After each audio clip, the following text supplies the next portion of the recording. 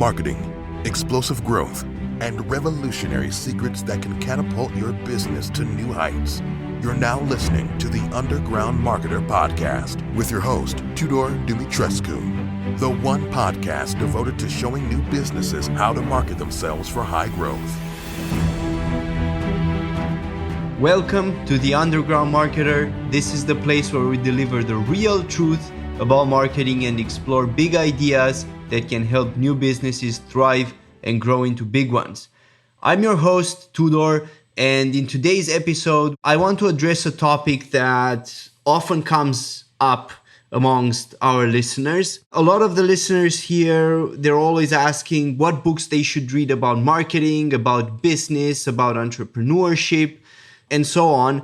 And I actually recently spoke with a guy from the Fastlane forum who reached out to me through Discord, and they came to me and they said that they've read 900 books on self-development, on business, on marketing, and yet they're still working a job, they don't have a business, and they're basically getting nowhere. And they just couldn't figure out what's wrong. And I think that this is a problem that many people nowadays are falling into. Namely that you're tempted to just read more books and you don't take enough action. You don't actually do what is necessary to grow your business and to get your business to the next level. And books and reading are becoming a sort of addiction that people are faced with. And this is the topic that I want to address in a lot more detail in today's episode. And what do I mean by reading being an addiction? So normally we think of addictions being things that we can't really control, such as alcohol, smoking, pornography, or whatever it is.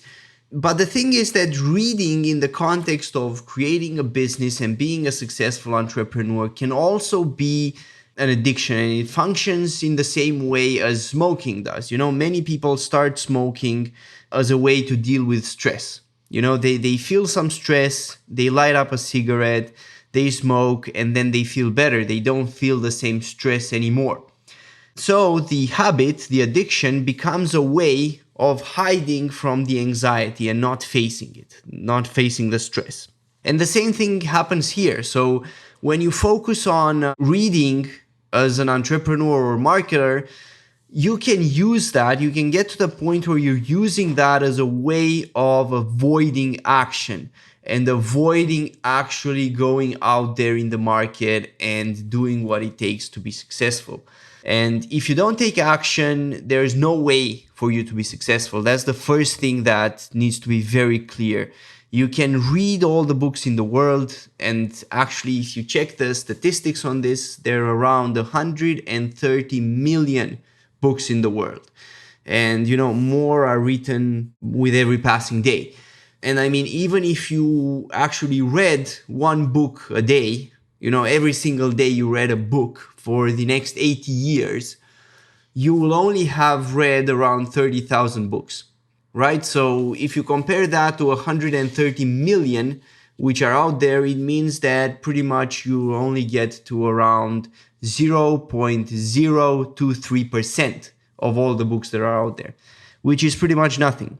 I mean, if you invest so much time and you read one book per day for your whole life, you're still not going to get anywhere near close to capturing all the knowledge that is recorded out there. So, I mean, you need a more efficient way to move forward in your business. And that's clearly not going to come just from reading more books aimlessly without any sort of purpose.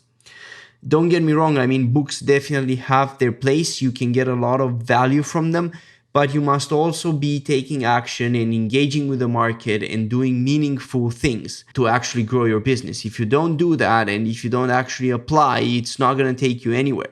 If you use reading as a way to, spike the dopamine in your brain so that you feel good and you feel like you're moving forward while not actually moving forward because you're not actually taking any meaningful action, then you're misusing books. You're not using them the way that they were meant to be used.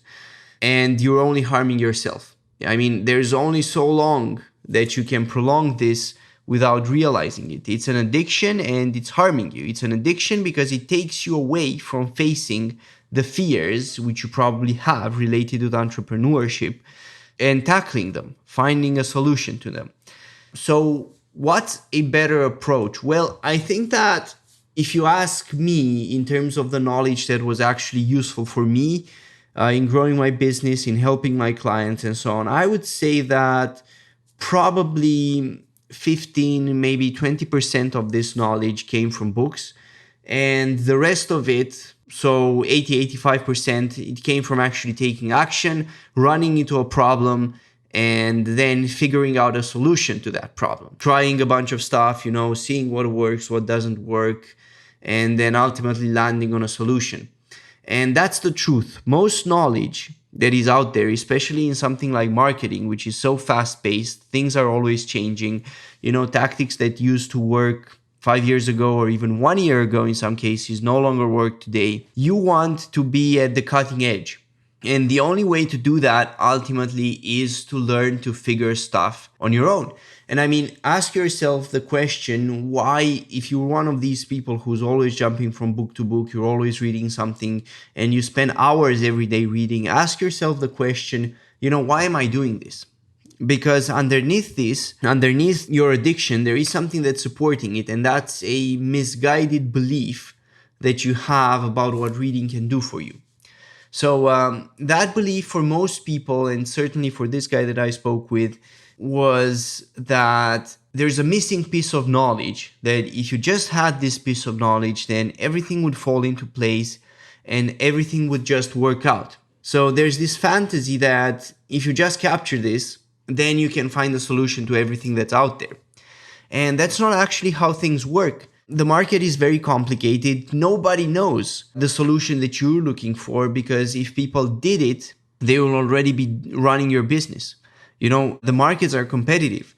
It's not like ideas will be found in a book that was read by millions of people and now suddenly you can take that idea and go to market with it and be successful. It doesn't work like that. To be successful, you need to solve problems that other people are not solving. And that's what really matters. And to solve problems that other people are not solving, you need to first of all engage with them and discover them. And you're not going to discover them in books. You're going to discover them by taking action, running into problems that are inevitably going to show up as you try to get closer to your goals. And then, of course, figuring out a way to deal with them. So this belief that you're missing a piece of knowledge and you can gain it through books is wrong.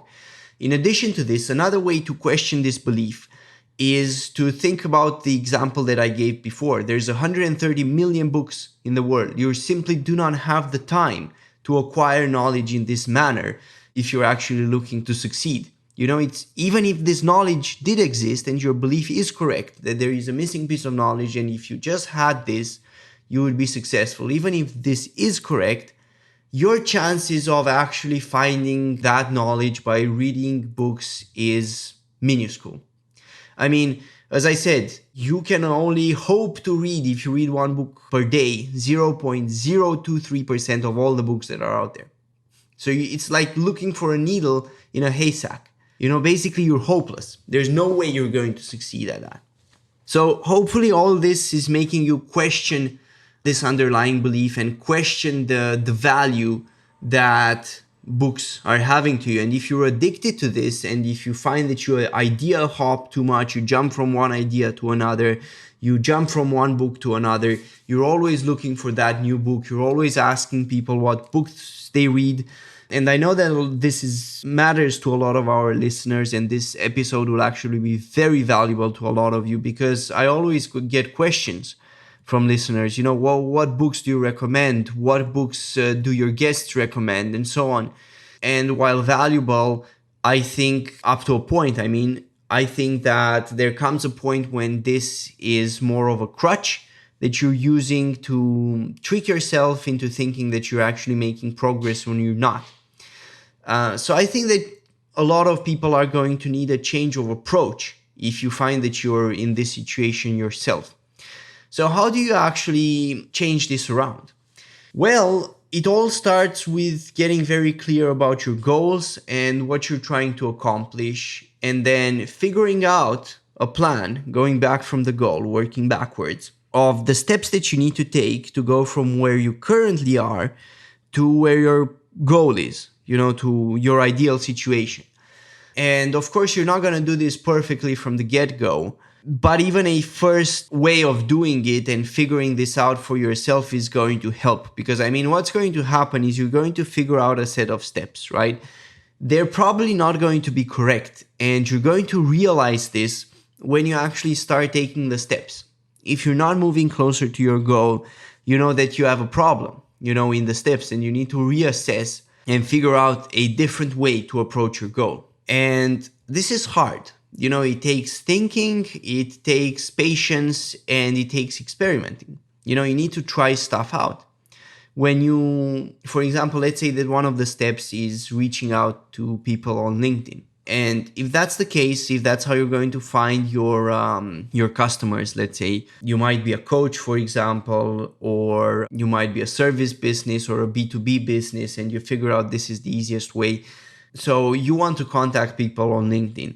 Your first impulse, if you suffer of this, may be to check out Google, go on Google, how to connect with your customers on LinkedIn, and read articles, read blog posts, listen to YouTube videos and whatnot.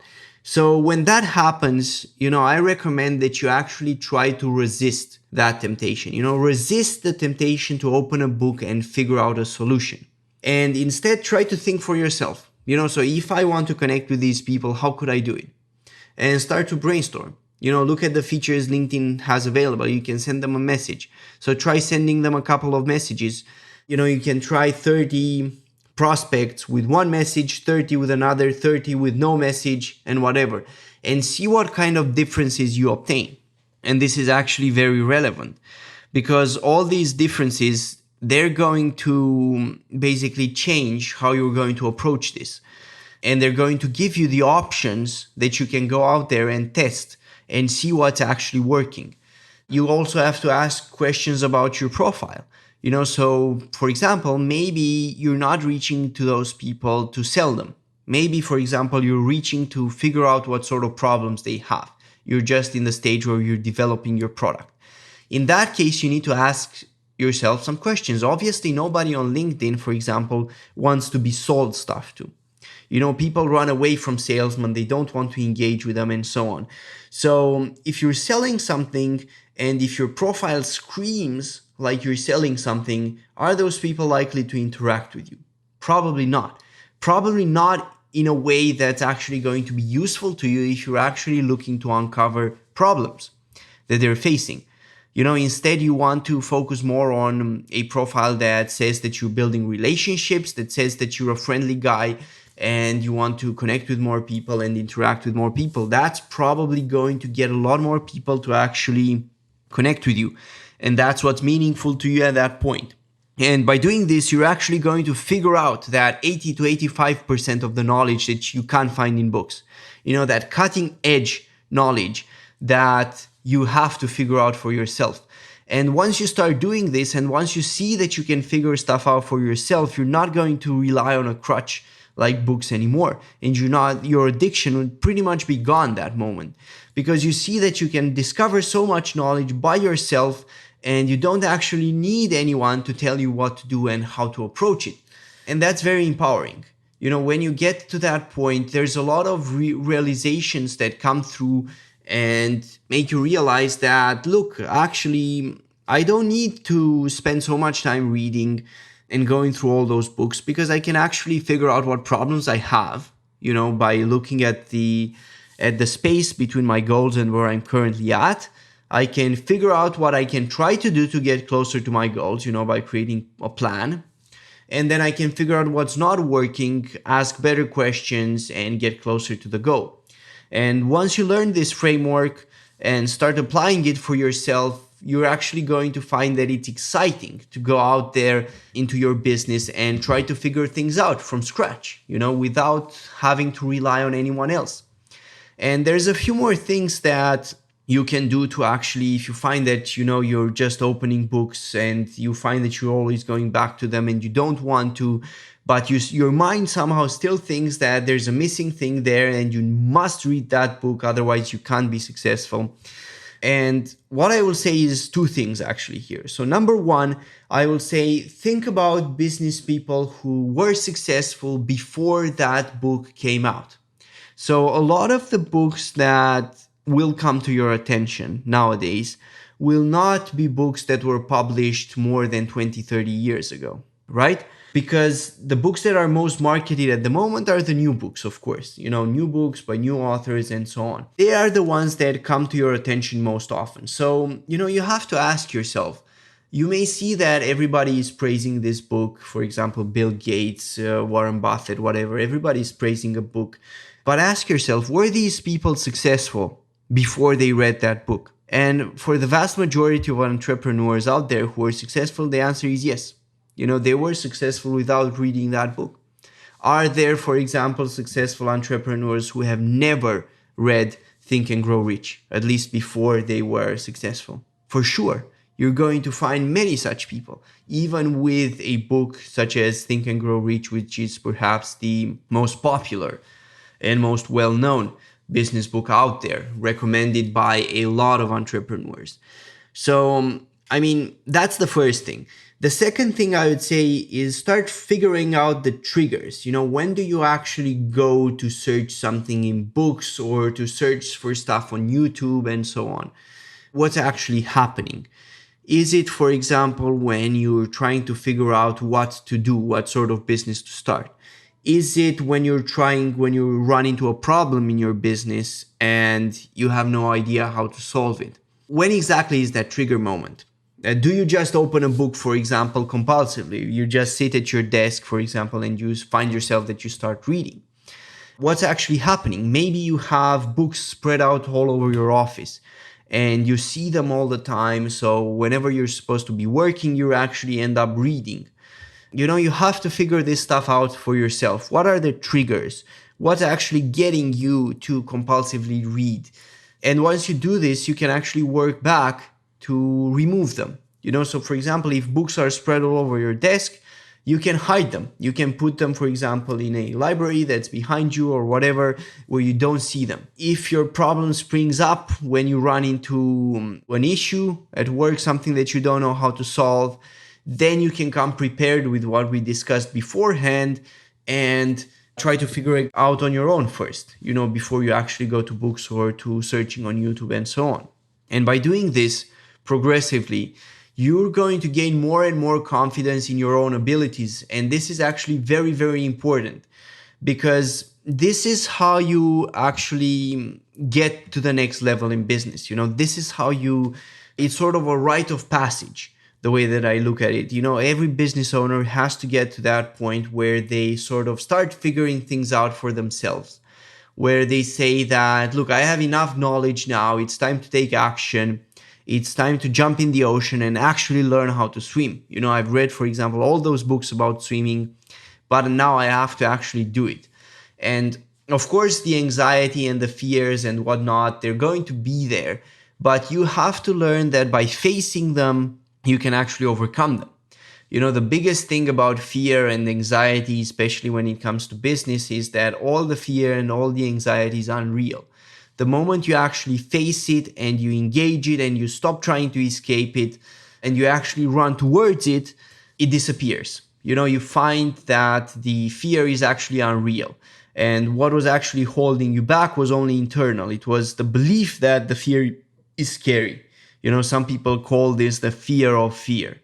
You're afraid of actually feeling those emotions of fear inside your body and whatnot. And you can get past that. And the moment you start doing that, you get to the next level in business. You start taking action a lot more easily. You start learning from life directly, and you start being an originator of knowledge. Because all the knowledge that you find in books and on YouTube and whatnot, that's secondhand knowledge. And secondhand knowledge comes from people in the best case scenario, it comes from people who went out there, they faced the unknown, they faced their fears, and they figured out the stuff for themselves.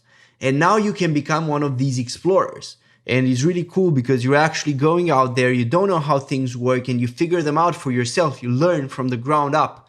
And it's a level up from actually reading a book, because you actually find the original knowledge. You figure out how to be like the guys who wrote the book. That's who you want to be. You want to be like the guys who wrote the book.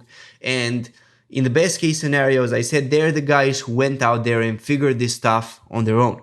In some cases, they may also be the guys who read the guys who went out there and figured this stuff on their own. I mean, this is why a lot of the books tend to be repetitive, right? Because you have people who just write books, right? And they don't necessarily figure stuff out for themselves. Instead, they just read other people. So if you read, for example, a lot of business books or a lot of marketing books, then you're going to have a lot of knowledge that you took from those people who wrote those books. Many of them, they would have figured this stuff on their own. It was secondhand knowledge when you took it from them, and now when you share it with others, it's thirdhand knowledge, and so on. But the point that I'm trying to make here is that if you're stuck on the level of second, third, and so on knowledge, secondhand, thirdhand, and so on knowledge, that's not going to be very good for you, because it means that you can never uncover knowledge for yourself. And foundationally, this means that you lose control. Other people, the people who write the books, they have control over you, because whatever knowledge they share, that's the knowledge that you have. You don't have any actual first-person knowledge that you gain yourself from actually going into the unknown and figuring stuff out. And that's a problem, because there's only so far you can go in business like that. This can't take you to building a 10 million business or whatever. There's no way that can happen. You need to actually learn to figure stuff on your own and build this muscle, because it's really a muscle. That's what it is. You have to train it. And one of the things that people will often tell you, which is not actually true, is that this gets easier over time. They tell you that, you have to build a habit and it's actually going to get easier for you over time. But that's not actually true. Every time you face the unknown, it's just as hard as ever. Of course, the more references you have in the past of facing the unknown and being successful at it, the more capable you are to combat that fear that you feel. But you're still going to feel it, right? There's no escaping that. It's sort of like working out at the gym. It never gets easier. The same set of exercises never gets easier just because you've done it. So let's say that you have a workout and you do that workout every time. And let's say that you go to the gym 3 times a week and you've been doing this for the past 6 months. The workout today, after 6 months of doing it, is just as hard as it used to be in the beginning. And a lot of people who work out and give up, they realize this, they get to the point, they've done it for 2 months, they've formed a habit, 60 days, 90 days, whatever, they have a habit, but it takes just as much energy and concentration and willpower to push themselves through, because these things are hard. It's not easy. And that's another mistake that people make. And a lot of books, actually, they create this false image of how business really is, and they tell you that if you actually know the stuff, it's supposed to be easy, but that's actually false. There is no easy in there. The easy never comes. You can read all the books in the world, it's never going to be easy. And the only solution to that is actually learning how to do it from the ground up. That's what you have to do. And you have to face it, and you have to do this repeatedly, because that's how you train the muscle. That's how you train the muscle. And again, it's not going to get easier, but you're going to get stronger over time. Mentally, you're still going to face the same, let's call it quitting mind. Every time you go into the unknown, the mind is going to be uncomfortable. I don't like it here. Let's go back, whatever. You can build as many habits as you want, and I've seen people, for example, they've built a habit of working out for 120 days every day. They went to the gym, and then one day they don't go and they never go again. I've seen it happen. it's very easy to quit something that's hard. That's why peak performance in the world is a rarity. And being an entrepreneur, if you want to be successful, is peak performance. I mean, most people who try entrepreneurship or marketing and so on, they fail. And the reason they fail is mental more than physical, or the fact that they lack knowledge and so on. You can gain the knowledge if your psychology is right and you know how to use your mind, you actually face your fears, you go into the unknown, you figure stuff out on your own, you don't have addictions, you don't rely on crutches like books and so on to take you all the way, because they can't. Books are often great introductions to a topic, but you actually need something more to get to that next level in business. So that's pretty much what I wanted to discuss in today's episode, and I hope that it's actually going to be useful for a lot of you. I know that many of the listeners have asked me in the past for books to recommend. There is some help in that, but by all means, don't mistakenly believe that there's this one book that if you're just going to read it, it's suddenly going to solve all your problems and everything is going to be okay in business and your marketing is going to work out and so on, because that's not how it works. So to briefly summarize, a lot of people nowadays, it seems to me, are becoming addicted to reading. And that's because reading is actually a lot more comfortable and gives you the illusion of moving closer to your business goals, while you're not actually taking action and you're not facing your fears and you're not engaging with the unknown and you're not learning what you actually need to learn to be successful. So the way to escape from this addiction is figure out your triggers. When do you actually go to reading books? Is this a problem for you? Are you spending hours every day reading? Do you always think that there's one big idea that's missing that you're going to find in some books? Are any of these beliefs going through your mind? And other stuff such as, do you find yourself compulsively reading? Are there a lot of books all over your desk and you randomly pick them up when you don't know what to do? Figure out your triggers and then figure out a way to stop them, move them out of sight, learn when they spring up so that you can be more aware and you can stop yourself and so on. And once you do this, you can actually get out of it. And once you get out of it, the next thing you need to do is you need to start figuring out how to solve those problems that you've come up with on your own. So for those of you who haven't started a business yet, you have to start by creating a goal. Who do you want to help? Very important. Start from who. Who do you want to help? And then once you're very clear about who do you want to help, figure out what problems they have, and then finally create a solution. And have a goal, figure out a process, a set of steps that are going to get you closer from where you currently are to your goal, and then start implementing it. Figure out problems that come up and solutions, and start moving forward. That's basically what I would say in a nutshell.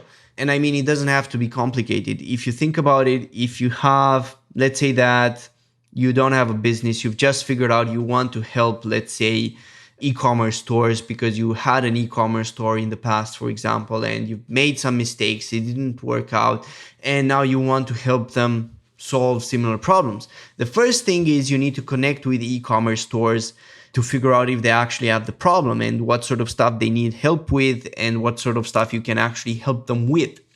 So you need to contact them. That's your goal. Speak, for example, you can form a goal, speak with 50 e-commerce businesses about their problems and whatnot. That's your goal. So then you need to figure out the steps. How can I find these businesses? Do I look for ads that they run on Facebook, for example? Do I search on Google in niches that I'm interested in, for example, and so on? That's how you can approach it. And then you figure out how to contact them, for example, cold email. You may find the people on LinkedIn and whatnot, and you start testing all these methods and you're going to figure out problems. For example, you can figure out maybe if you actually do it, that cold email doesn't work very well. That it's much easier to connect with them on LinkedIn, or it's much easier to comment on one of their posts on their Facebook page to get in touch with them. Whatever it is, this is actually real knowledge that you figure out for yourself. So once you say no to the books, you have to actually start engaging with whatever your goal is, get very clear on it, and get very clear on the steps that you need to take to move closer, and start taking action, start facing the unknown, start facing your fears, and do it. That's what it ultimately ends up being. So that's pretty much it for today. So stay tuned for the next episode, and until next time, keep growing your business and providing massive value to the world. Because remember, you are the reason why we're all growing richer, our freedoms are expanding, and we're all living in greater prosperity. Thank you, and till next time.